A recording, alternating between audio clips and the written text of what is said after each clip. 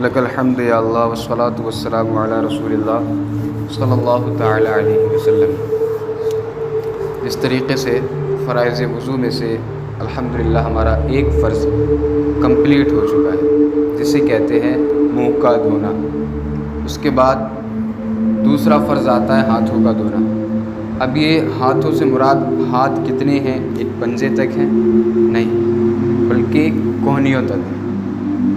اس ناخن کی نوک سے جو انگلیوں کی اسٹارٹنگ ہوتی ہے جہاں سے، وہاں سے کوہنیوں تک اس حکم میں پورا ہاتھ شامل ہے، کیونکہ اللہ نے قرآن میں ارشاد فرمایا، کیونکہ جتنے بھی فرائض ہیں ہمیں سب قرآن سے ملتے ہیں۔ جس طریقے سے اذا قمتم الی الصلاۃ فاغسلوا وجوہکم، تو یہ فاغسلوا وجوہکم جو ہے یہ پہلا فرض ہے، چہروں کو دھو۔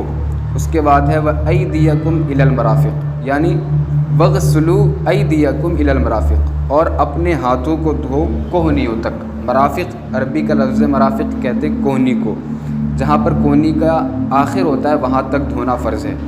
اب اس کا پہلا مسئلہ یہ ہے کہ اگر ناخن سے لے کر کوہنی تک کوئی جگہ باقی انسان کی رہ جاتی ہے، چاہے وہ ایک بال کیوں نہ ہو، یا پھر بال کی جڑ ہو، یا اس کی پھنچی، تو انسان کا وضو نہیں ہوتا۔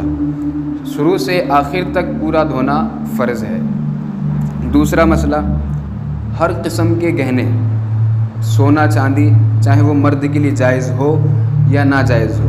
اسی طریقے سے عورتوں کا حکم ہے، چاہے ان کے لیے تو سونا جائز ہے، کانچ کی چوڑیاں ہیں، کنگن ہیں، جس طریقے سے عموماً انگوٹھی پہنتے ہیں لوگ، تو اگر یہ چیزیں اتنی زیادہ تنگ ہیں کہ ہاتھ پر ان کی وجہ سے نشان بھی پڑتا ہے اور یہ حرکت نہیں ہو پاتی، ہل نہیں پاتی ہیں، تو ان کو اتار کر دھونا فرض ہے۔ اور اگر یہ حرکت ہوتی ہے، اگر ہلانے سے ان کو پانی اس کے اندر پہنچ جاتا ہے، اور جو ہاتھوں میں بھی بال وغیرہ ہوتے ہیں ان کی جڑ تک پانی اگر پہنچ جاتا ہے تو وضو ہو جائے گا۔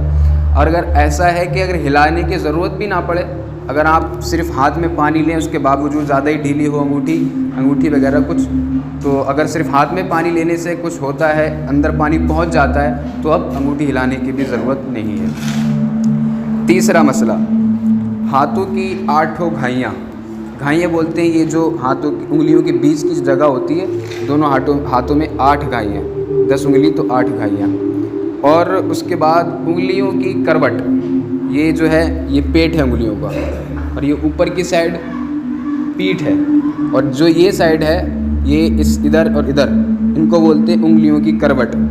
انگلیوں کی کروٹ اور ناخنوں کی جو خالی جگہ ہوتی ہے، جس طریقے سے یہ تھوڑی تھوڑی جگہ دکھتی ہے ناخنوں کی، ان کے اندر بھی پانی پہنچانا فرض ہے۔